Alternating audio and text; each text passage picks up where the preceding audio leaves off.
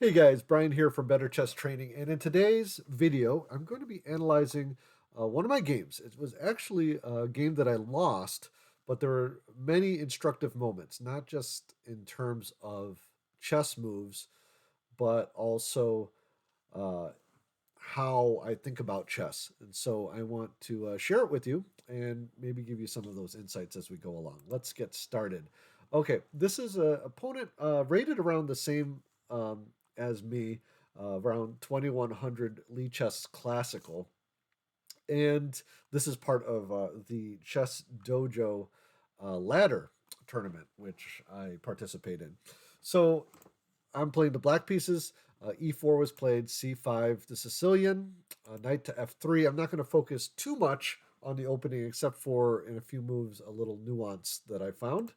D6, D4, D takes C, or C takes D4, and here we have the open Sicilian. Knight to F6, knight to C3, A6. So this is the Najdorf, all pretty standard. And here my opponent plays a somewhat unusual move, bishop to D3. Now, there is some theory behind this, but in general, it's not one of the strongest considered moves against the Najdorf. Okay, and just to give you an example, for example, you could play the Sozin like Bobby Fischer used to play.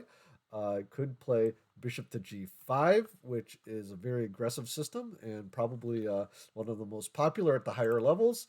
More, you could play bishop to e2, which is a more positional position or a more positional variation. So there's a lot of different options against the Najdorf, but bishop to d3, as was played in the game, is not one of the most popular. In any case, I played knight to c6 here, attacking his knight. And what happened in the game is he played to b3, and I played e5, and then he played bishop to g5, which um, isn't horrible for me, but it does allow him a little positional nuance here. After bishop to e7, bishop takes f6, bishop takes f6, and now he's eliminated one of the defenders of the d5 square, which is a critical square for in many Sicilians. Okay, but again, the position itself is not necessarily horrible for me. So going back here, instead of knight to c6, the recommended move is e5. And let's take a look at why the slight difference here. Knight to b3, bishop to e7, and now bishop to g5. So very similar position. Let me see if I can click back to that so you can see the difference. Okay. So the only difference in this position here is that my knight is already on c6 because I played it earlier. In this particular variation, I can actually play my knight here to d7. So that way, if he took, I can take back with the knight and continue having this control over the d5 square. Just a little nuance, and these are the types of little things that when you look at your openings, you want to understand not just the, you don't want to just understand the move, but you want to understand the reasoning behind that in terms of what that move does for your position. Okay, let's get back to the game. Let's see here. Let's see, bishop d3. Okay, so after this exchange, he plays bishop to c4, continuing this control over the d5 square. Well, bishop to e6 is played, and the idea here is that I'm never afraid of this exchange because now my pawn is controlling d5, and that gives me a nice positional edge. Here, my opponent plays his knight back, and I castle. So far, so good. I would say that this position is about even. Bishop to d5, occupying the square. Of course, what he wants me to do is to take here, and then he would take back with this knight, and then this he has this nice knight on d5, which is kind of the goal behind what you want to do here. Whereas black's goal often is to be able to take on e5 and have this pawn land here. So that's kind of the competing desires of both players. Okay, after bishop to d5, I play queen to c7. Knight to c4 was played. And here I played what I thought was an interesting move here, knight to d4. And the idea here is that we have some interesting ideas here. Okay, um, and this blocks the gaze of this queen on the d5 square. So that was the general idea. Not sure if it was exactly the best move, but I had a clear idea behind it. And as I think I've talked about before, when we're analyzing our games, having a reasoning behind our moves is most important. And over time, we educate ourselves. If our reasoning is flawed, as you'll see in the game, some of my thoughts, um, the premise was not exactly correct. We can correct those over time, and that's how we get better at chess. Okay, knight to e3, and here I played bishop to g5, which I thought was a good move. And it's actually something that happens a lot in these types of positions. Let me just go back a couple moves to point out something. Um, let's see here, right about here. Instead of this knight to d2, if he tried to occupy right away, of course, if I took back, then again, this occupation of the d5 square is good for white. But one thing I could have done is simply, after knight to d5, is just play bishop to g5. And the idea here is that black is going to play around this knight. We're going to let the knight have the d5 square, but we're going to play around it here with moves like f5, for example, after we castle. And this is most often seen in the Sveshnikov Sicilian. So if you want to check out sort of that strategy, that's kind of what happens there. And so sometimes you'll see players, especially at the higher levels, not necessarily club players, but players who play the Najdorf also have ideas of playing the Sveshnikov in their repertoire as well. I'm thinking players like Boris Gelfand used to play both fairly regularly, and Alexei Shirov. Those are some examples, but the idea is that a lot of the ideas carry over from these various Sicilians. Okay, let's get back to the game. And here, after bishop to g5 and a castle, here I took. And this is not a horrible move. It does weaken these pawns a little bit. But I think I could have done something better. For example, I could have just developed my piece. And here's the reasoning. And again, here's the lesson I took away from this position. We have one key square here, and that's the d5 square. And currently, white has three pieces that want to occupy it.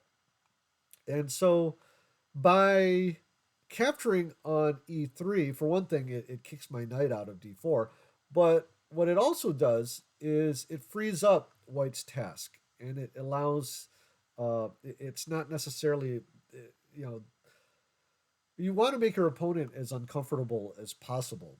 And by not exchanging here and maybe playing something like rook a to c8 with the ideas of b5 and b4, maybe ideas of f5 at some point, we can make it so that his pieces are not very uh, as effective or as efficient as they would want to be. Okay, so this exchange is actually welcome by white. Again, not losing, but definitely not the best decision on my part on a strategic level. Okay, knight to c6. a3 is played, and rook a to d8. Here, I like my position. I think there's a few moves I can make here. One idea, and you'll see this a couple times, and is knight to a5. And the idea behind this is to try to go to c4. Let me give you an example. Let me just make a move here by black. If I go here on c4, I'm attacking these two pawns. And if he exchanges, I don't take back with the bishop. Instead, I take back with the queen. And now I've got, potentially a lot of pressure here. Okay, so another little nuance. Okay, let's go back. Okay, h3 is played. And here I played queen to e7. And the idea here is to play this, and then maybe play this at some point. But this is sort of a bad decision because in my at least in my thinking process, because I did not consider my opponent's moves and was really just considering what I could do. And you really want to make sure chess is a game between two people. I actually heard that uh, on a podcast recently that if you're playing chess, you have to think for both players. You have to think what your opponent going to do and what you're going to do. And I did that for most of the game, but this is one case where I just kind of was wandering around with my pieces and um, could have done something better. For example, going back. And so whenever you see these where you make a mistake, you always want to also come up with what you would have done instead. Again, knight to a5 is another great move here. So, by the way, you could have done something like queen to e2, kind of preventing this, and then I just move my rook back, and we're still going to get this knight in. Okay, and by the way, so you can't prevent it here with b3 because the pawn is hanging. Okay, so I could have played that instead. But queen to e7, and here's the idea is that queen to h5, and now the square is covered. Okay, thinking about this again, I made a couple more moves that maybe weren't great. Knight to b8, not horrible, with the idea here of kicking this out. But now my opponent starts off with this attack. Now, if we take a look at the setup of the board, he's got his queen here, he's got this pawn here. This pawn is really out of the game, or really out of the attack at the moment because the queen's in the way. And then he's got this rook. And if you consider these pieces are all on the queen side, and my point behind this is that I really shouldn't be super worried about this. But I spent some time thinking about it, and after knight to d7, he plays g5. Of course, now I can't play knight to f6. And here I make the mistake of playing g6. And again, it's not a game losing mistake. I figured that white didn't really have too much that he could do on these dark squares, but it's somewhat annoying. Of course, you would maybe dream for him would be to do something like, well, maybe not this right away, but put be able to get this pawn here and then checkmate me. That's sort of his dream idea, but really, there's no way for him to force that. So I really could have left my pawn here on g6 and again done something more useful for my position. So one of the lessons for me, and hopefully for you, is when you're finding these ideas in your game, is it something that you really need to prevent or really need to take a move to stop? Otherwise, you can use your pieces in a better way. So, for example, what I could have done was played knight to b6. And now I'm threatening here. And let's just make a move for white. For example, if he takes with the pawn, then now this pawn is no longer weak, and now this square is no longer available for this knight. And if he takes back with the knight, I take, and now I have ideas of attacking here, and this king is kind of loose. So this position is looking good for black as well. And the just switching the engine on real quick, the engine gives me about a 0.8 advantage. So I would say that's like a moderate advantage. Okay. So I could have done that instead. Okay, instead I played g6. Queen to h6. Rook to c8. And now I did play rook to c8 here. The idea is that at some point I am thinking of maybe sacrificing the exchange. So even at this point in the game, I'm already thinking about this. Okay, rook to f3. And this was my opportunity. Because one reason this works out well, I'm sacrificing some material. Rook takes c3. But here's what happens. After b takes c3, now I take here. And again, that pawn lands on d5. And I play another strong move here, e4. The idea here is to clear now the e5 square for my knight. So even though I'm an exchange down, my knight's coming in the game. By the way, let's just go back here just so you recognize this. The idea behind this queen to f3 was this ponderous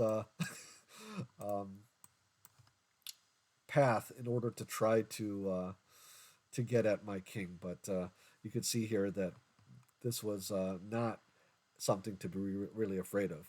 Okay, uh, so e4, rook comes to f4, and again he's threatening here, but now we have this, and the idea is if he goes here, then I hit him with this check. So instead, my opponent played this rook here to protect against that check, and I played the check anyway. And so he's sort of forced at this point to give back the exchange. If he moves his king out of the way, then my queen gets into the game. Now there's no more checkmate threats, and my queen is starting to attack his weaknesses as well. So he really is kind of forced to give back the exchange with rook one takes f3. He takes f3, and here the game here is about even. You could see here that white has a bunch of weaknesses, but my position isn't necessarily um, dominant at this point either. And my opponent plays here rook takes f3, which is a mistake. And I'll show you why. Actually, let me show you what happens because I played queen to e4, and now this attack is now the initiative is on my side, and I'm the one who's pressuring black. Let's go back here and take a moment and think about what you would play in this position. I'll give you a couple. You could pause it, or I'll just wait for a couple seconds here. And think about if you were white, what would you play in this position to try to hold the balance? Well, the move here is king to f2. Okay, this pawn, there's no rush to take it, but the key here is to not let my queen get here. Okay, of course, this game is it's about even. Okay, we have rook to e8. Here's a possible line. e4, queen to e5. Here attacking this weakness. Rook to h4, threatening checkmate. And then here, and this was actually interesting analysis I'd like to share. Queen to h8. And the idea here, queen to g7 is what I was thinking about during the game. But after queen takes g7, king takes g7, rook to f4, then white actually might have a little edge because he's got ways of attacking my weaknesses. And if I try, for example, to attack him, then he can protect, or he can just ignore it. If I take, then he takes. And now he's got these two dangerous pass pawns in the center. And so he can claim a, I would say, moderate edge here. Okay? So going back, the whole point behind this, and I know I'm throwing a lot, I'm realizing that this game is chock full of little little lessons. So hopefully you guys are picking this up. Let me go back. After rook takes f3, I'm just trying to find the analysis here. Um, oh yeah, after queen takes e5, queen to h8 is the move. And the reason why is this is that now um, notice how this queen is pretty much trapped here. And whereas mine can come out once this mating threat is over. So let me give you a possible line. So c4, protecting this pawn. Just to note here, the king can't take because of queen takes c3 check. So after c4, I could play b5, attacking it. And king takes f3 now. Rook to c8 and e5. The idea there is that the rook is here to protect. And then after rook takes c4, rook takes c4, b takes c4, e takes, we have queen to d4. Notice how this queen can't go anywhere right now, and these two pawns are going to fall, and I have a nice edge. With this king open, I'm going to be able to snipe at these pawns as well. So this is actually winning for black. Okay, let's get back to the game. Let's see, after rook takes c3, and here queen takes e4 comes in, and I'm going to play through the next few moves fairly quickly because they're pretty straightforward. King to f4, take a pawn with check. King to g3, take another pawn. Queen to h4. And here is where I made Again, not the critical mistake, but a mistake in judgment of the position. So if you look at this position, I am up a pawn, this pawn. And I could just grab this pawn and now have these two connected pass pawns, which would probably be totally winning. But slightly in time trouble and also maybe nervous about the game, the way the game is going, um, I thought I could transpose into a winning rook and pawn endgame. So I made the decision here to play queen to e1 check and then trade queens. What I could have done instead is here, and now it's hard to see you know what white can even do. Yes, this queen can get open here and now do so, but it can't really. It's not really attacking anything, and I can just attack it with b5, for example. Let's say he plays queen c6, then it it's just hard to see what he's going to do. Let's say I could just play on with b4. Okay, let's say he takes this, and I can just continue to push forward with my pawns. Let's say he plays something like this, then I just move my queen out of the way. Okay, so this looks, uh, you know, these pawns should be able to land faster than whites. Okay, let's go back. So I should have taken here on a3. Uh, when I checked it with the engine, queen to e1 check itself is not a blunder, but the idea of exchanging here is incorrect. Okay, king to g4, queen takes h4. Now, in one way, I was correct in that this endgame should be winning, but I proceeded to blow it. So I'm going to go to the critical point here, b5, rook to f6, and here I have to protect this pawn, and then my idea is to just bring this king over to protect it so that my rook can get free. King to g4, king to f8, rook to f4, or king to f4, and then king to e7. So now my idea is to move my rook over. But now he plays e4, and again, now I started to get a little nervous. I play a5, looking to create a passed pawn, and now he plays e5. And here is where I threw away the win. Before I move on, can you find the winning move for white or for black?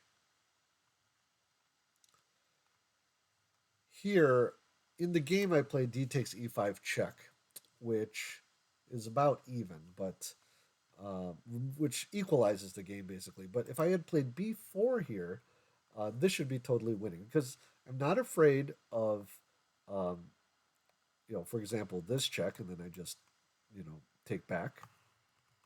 I'm not afraid of him advancing either. I can take if he takes back here. Actually, key point is I take here with the king, and then after we create this passed pawn and he tries to approach it with the king, I could either play, I can advance my pawn, and if he keeps moving, put my rook behind it. And the idea here is that now I can attack his pawns. And so I'm willing to trade these pawns. And for example, a line that I played out, rook to e4, rook takes d5, rook to h4, king to e6, rook takes h7, and rook takes g5. And here I'm up 2 pawns in this endgame. I should be able to win. After rook to b7, here I could just protect this pawn, attack this pawn, and I should be able to win this. But again, that is the theoretical part.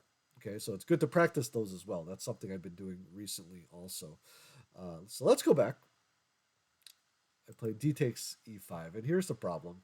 He takes with the king. Now his king has entry point here. And then I played this move, which is bad also. He takes, and now he gets behind it. Here in this position, I could have played rook to b8, and now maybe have a slight edge, but because of this advanced pawn, it's probably even at this point.